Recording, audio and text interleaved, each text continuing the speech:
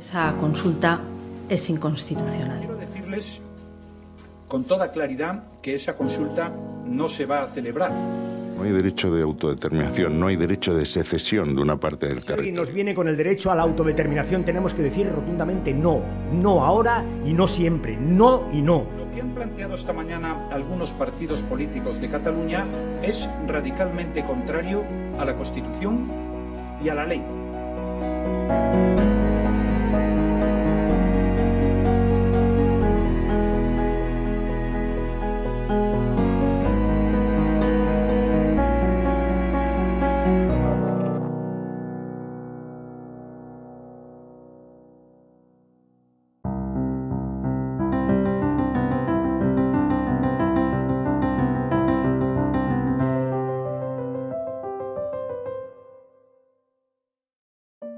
Votando, sin duda alguna, cuando hay un conflicto, y la democracia no es otra cosa que solución civilizada de conflictos, no solución incluso, sino institucionalización de los conflictos. Y hay que tomar decisiones, se toman decisiones por un criterio de mayoría-minoria, y eso solamente se puede hacer mediante votaciones. Però no és votar i ja està. És a dir, jo crec que l'important de la votació són dues coses. Una, que hi hagi temps perquè tothom expliqui la seva posició. És a dir, una votació ràpida i en un moment, en cap calent no. És a dir, hi ha una discussió, doncs miri, hi ha aquesta proposta i aquesta, l'expliquem bé i llavors votem. I segon, la participació. És a dir, hi han d'anar tots a votar. O sigui, una votació que hi hagi un percentatge molt petit de les parts implicades tampoc és una votació que resolgui la discussió. Saps aquests vells que diuen no vaig al metge perquè no vull que em trobin res? Saps? Aleshores jo em trobo que és aquesta sensació que jo tinc una fractura potser al colze i no em vull fer la radiografia perquè no vull saber si tinc alguna cosa trencada, que és absurd, perquè si tinc alguna cosa trencada la podré arreglar. Jo tenia entès que s'havien de decidir les coses votant i xerrant-les una mica abans i després votant. Passa que sóc un idealista, suposo que no, que les coses no van així últimament, però sí, jo entenc que votar és la manera natural de resoldre les coses i els conflictes, la veritat. Mira, jo, que no sóc català ara mateix, perquè sóc madrileny, tributo a Madrid, perquè porto 10 anys i pico vivint a Madrid, i per tant jo m'he fet gran a Madrid. Soc madrilenyo integral. I a més ja et dic, pago els impostos, tinc un lloguer allà, etc. I jo, la gent del carrer, o sigui, que vas a comprar el pa a la meva veïna, jo és que lavapiés, que tu ja ho sabràs, doncs la gent, tot això, la gent de lavapiés ho veu normal. Pues hacer lo que queráis, pues oye, ya, y basta de tabarra, et diuen, i basta de tabarra, saps? Perquè ja la gent estem una mica farts, escolti, doncs deixeu que la gent vagi a votar. Jo crec que si tens dos dits de front, veus que és un riu de gent, que és una representació molt àmplia de la població la que demana un nou camí. Aleshores, per mi és el gran moviment que genera passos, que demana passos, i que és incontestable. Aquesta mena de pedra enquistada que d'allò ho trobo increïble. A mi em sembla que es trobarà la manera. A mi em sembla que es pot trobar la manera. I crec que tots ens hem de treure del cap una mica la idea de que la consulta és anar en contra d'algú, no? Crec que hem de desdramatitzar potser el fet que un país voti, perquè és un acte democràtic i representa que vivim en un país democràtic, no? I negar el vot a un poble, doncs per mi és autoritarisme. Per què les fronteres no les decidim votant i en canvi tot l'altre ho decidim votant? Per què acceptem amb tota normalitat qualsevol país que aconsegueix la independència a través d'una guerra? Per més violenta que sigui la guerra, ho acceptem. Tots els països que ho han aconseguit estan a les Nacions Unides. Per què això encara ho acceptem i en canvi posem totes les traves del món i totes les amenaces del món a qui vol aconseguir el mateix a través dels vots? Jo crec que a Espanya hi ha molta gent que hem arribat a dues conclusions que jo crec que són inapel·lables, o almenys per nosaltres ho són. La primera és que l'estat espanyol, o el regne d'Espanya, per dir-ho de manera més pomposa i oficial, està en col·lapse. És un col·lapse multifuncional, per dir-ho d'alguna manera, un col·lapse de model econòmic, un col·lapse de model institucional, de moralitat pública, d'independència del sistema judicial, fins i tot si anem al cap de l'Estat i la seva família també es troba força col·lapsat. És a dir, l'Estat que neix al 78, fa pràcticament 40 anys, doncs ha arribat al final d'un camí. Claro, la independencia de Cataluña, en este caso, si estamos hablando de eso, influye en muchas cosas, no solamente influye en los catalanes. Entonces, ¿hasta dónde se pone el límite de quién vota y quién decide lo que pasa? Yo ahí no te estoy diciendo que me posicione, digo que puede ser que ese argumento alguien lo esgrima, ¿no? Vamos a suponer que votamos todos los españoles acerca de si los catalanes tienen derecho a su vez a votar o no. Y vamos a ver cuál va a ser el resultado. Y el resultado más obvio, más evidente que tenemos todos a la cabeza es que muy probablemente salga que no en el conjunto de España por aproximadamente un 70% y que en cambio salga que sí en Cataluña por a lo mejor un 80%. Y entonces, ¿qué sucede? Es una situación absolutamente inviable y no hemos hecho más que retrasar el problema, porque implicaría que si los catalanes tienen que ajustarse a lo que decide la mayoría del resto de los españoles, que sin embargo es minoría entre ellos, de lo que estamos haciendo, lo que estamos consagrando, es la tiranía de la mayoría. Según la teoría de la democracia, esa tiranía es algo perfectamente repudiable, es algo de lo que la democracia debe huir. Dice la teoría de la democracia, bueno, claro, pero es que las minorías y las mayorías son alternativas, pero esto es también un engaño y una mala fe, puesto que los catalanes, como catalanes, jamás podrán ser mayoría en el conjunto de España. En consecuencia, lo que se está diciendo es que la mayoría impone prácticamente mano militar y en último término su criterio mayoritario sobre una minoría que sin embargo es casi unanimidad en su propio territorio. És una situació que aboca al mismo fracaso en què estem ara.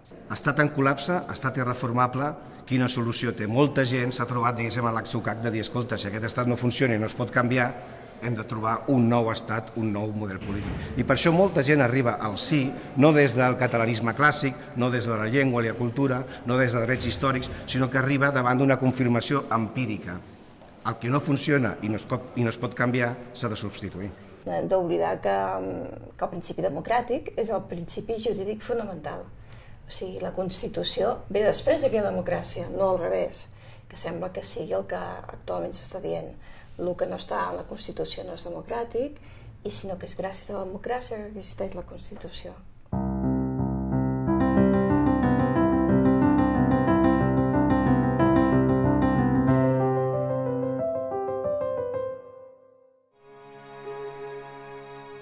Els pobles han perdut la seva sobirania, la seva capacitat de decidir en mans d'entitats supranacionals, la Troika, la Unió Europea, els grans fons monetaris, els bancs. Llavors el que estem parlant a Catalunya, el que estem, jo crec que tocant el moll de l'os, és els pobles hem de recuperar una sobirania que vam cedir a grans instàncies per poder decidir el nostre futur. Home, que els catalans tenim dret a votar sobre el nostre futur, a mi em sembla obvi. Evidentment, també em sembla obvi, perquè ho sé, que la Constitució diu que no pot. Quan passa això, el que s'ha de fer, evidentment, no és canviar la voluntat dels catalans, sinó canviar la Constitució. Ara ens costa, perquè no ho fem, ens costa. Però també hi havia un dia que ens costava que una dona pogués divorciar-se sense el permís del marit, del pare i de tota la família. I avui dia és absolutament normal que si la dona vol marxar, doncs se'n va. I no ha de donar explicacions i no ha de tenir cap mena de justificació. I és veritat que va haver un dia que va jurar que estaria casada sempre, i és veritat que va haver un dia que estava enamorada, però simplement perquè li dona la gana, avui dia agafa i se'n va. Doncs això hi haurà un dia que també passarà en els països.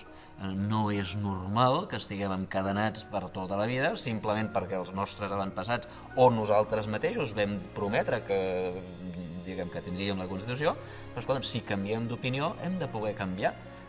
No hem d'estar lligats per sempre, i el mecanisme de canviar d'opinió és a través dels vots. Jo no crec que sigui una qüestió tan política com personal i d'identitat, és a dir, tots volem ser el que som.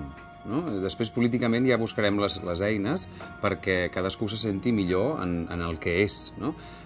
Precisament nosaltres escollim uns representants polítics que organitzaran això per nosaltres, perquè potser no tots tenim la capacitat d'organitzar un estat.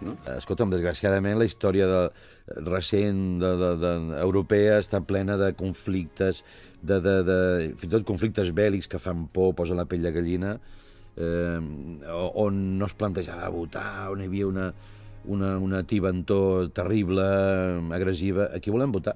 El derecho a autodeterminación no prejuzga el resultado, no prejuzga, es decir, reconocer que una colectividad que tiene clara conciencia nacional y que además es nación, digan lo que digan los tribunales, tiene derecho a determinar su futuro, no prejuzga que este futuro haya de ser independentista. La independencia, ni la anexión, ni nada, no prejuzga nada, es simplemente el reconocimiento honrado de una capacidad que tienen los entes nacionales para determinar de forma autónoma su voluntad, su destino, su forma de convivencia. A mi el que m'impressiona més és veure com els polítics fan com que no escolten quan tenim, per exemple, estadístiques fetes serioses i fiables en el qual ens diuen que més del 70% dels catalans estan a favor de la consulta. Això són dades fiables i que han de tenir en compte. Un polític actual no hauria de ser un gestor amb limitacions d'unes coses. No? Mira, això no ho puc fer perquè clar, no es pot fer. No. La política està viva, la gestió està viva de la societat i ara la societat ens porta cap aquí. Faci-ho vostè, que treballa d'això. Els catalans depenem de l'Estatut d'Autonomia. L'Estatut d'Autonomia no és una norma estranya que tendeixi a la il·legalitat, com sembla, sinó que és una norma espanyola que prové de la pròpia Constitució i l'article 122 permet fer tot tipus de consultes, de fòrums, per conèixer el que pensa la població. I aquest que pensa la població no és contradictori en cap sentit a la legalitat vigent. Si no s'hagués volgut fer així, no constaria. Però, per altra banda, el que no està expressament prohibit en dret és que està permès. Per tant, els catalans l'únic que podem fer és utilitzar les nostres formes d'autogovern. L'autogovern ens el donen perquè l'organitzem, perquè el gestionem, com ens sembla convenient. I a ningú li semblaria lògic que aquesta porció d'autogovern que ens dona l'Estatut, demanant de la Constitució, no el poguéssim gestionar democràticament amb una consulta.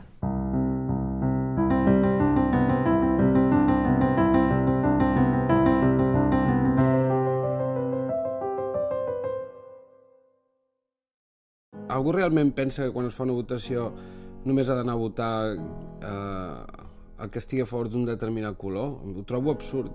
Jo no he estat independentista mai i en principi no vull una Catalunya independent. Com a mínim no és una cosa que m'hagi plantejat mai, que m'hagi plantejat, no? Llavors, segurament voldria anar a votar també. I és veritat que sabem què pensen els que, per exemple, són independentistes en un grau molt intens, però potser no sabem què pensen molta altra gent, diguéssim, no? Si aquest referèndum surt un 90% que volem la independència, però aquests són tots els que han votat i no han votat els que no la volen, serà una merda de referèndum, perdó, perquè no servirà, però l'únic que ha de servir aquest referèndum, que és per tastar quin és l'estat d'opinió dels catalans. Em preocupa la llibertat, la transparència i la tolerància en tot aquest procés. Que els proindependentistes estiguin en els mitjans, estiguin comunicant el seu missatge i que també ho siguin els altres. Jo, com a mínim, tinc una certa por que qualsevol entrevista que concedeixi o qualsevol comentari que faci en relació a el procés, marca registrada, doncs serà utilitzat pels partidaris d'una opció o per l'altra com una arma cap als altres i em fa una certa mandra. I això em preocupa, no? Perquè hi ha com un clamor cap al diàleg o cap a voler xerrar del tema, però en realitat no hi ha espais per poder parlar-ne obertament i amb tranquil·litat i sense que ningú et jutgi, no?, d'entrada. No sé per què s'ha juntat aquesta cosa de que si jo vull fer la consulta és perquè vull votar que sí. Perdona, potser jo vull fer la consulta i vull votar que no. De fet, jo, per exemple, en el meu dia a dia estic envoltada de familiars i d'amics que tenen opinions molt diverses, però tots, absolutament tots, estan a favor de la consulta i per mi això és la democràcia en estat pur, no? Hi ha una cosa d'enriquiment col·lectiu que fa que totes aquestes veus, que unes són per un costat i les altres per l'altre, es puguin posar, si no es posen d'acord, però que la gent pugui votar, però votar des de sempre des de la llibertat. M'agradaria una Catalunya que sense complexes interns s'escolta ella mateixa, es debat ella mateixa i després pren una decisió. Perquè sigui vàlida aquesta consulta el que cal és que sigui pacífica, el que sigui democràtica, el que sigui imparcial, i quan això es compleixi, doncs serà qüestió de recomptar vots i s'acabarà. Un cop sap aquest d'opinió, llavors és quan comencen les negociacions. No s'ha de negociar per votar. Un cop se sap el resultat de les votacions, és quan veient aquest resultat es veurà cap a quina direcció s'ha de negociar, perquè evidentment ens podem independitzar d'Espanya si ens a la brava, no? Però tot i independitzar-nos a la brava hi haurà un moment quan hem de dir, bueno, a veure, l'edifici del govern civil de qui és? Qui paga aquests impostos? Tots aquests funcionaris que en fem? És a dir, s'haurà de negociar igualment. Per tant, en aquesta negociació és important que es faci partir del resultat d'un estat d'opinió. Acabem ja amb això. Arribem a alguna solució, la que sigui, i l'endemà continuem. Jo continuaré fent riure la gent, ho intentaré, i el fruiter del costat de casa meva m'ha de continuar venent fruita, sí o sí.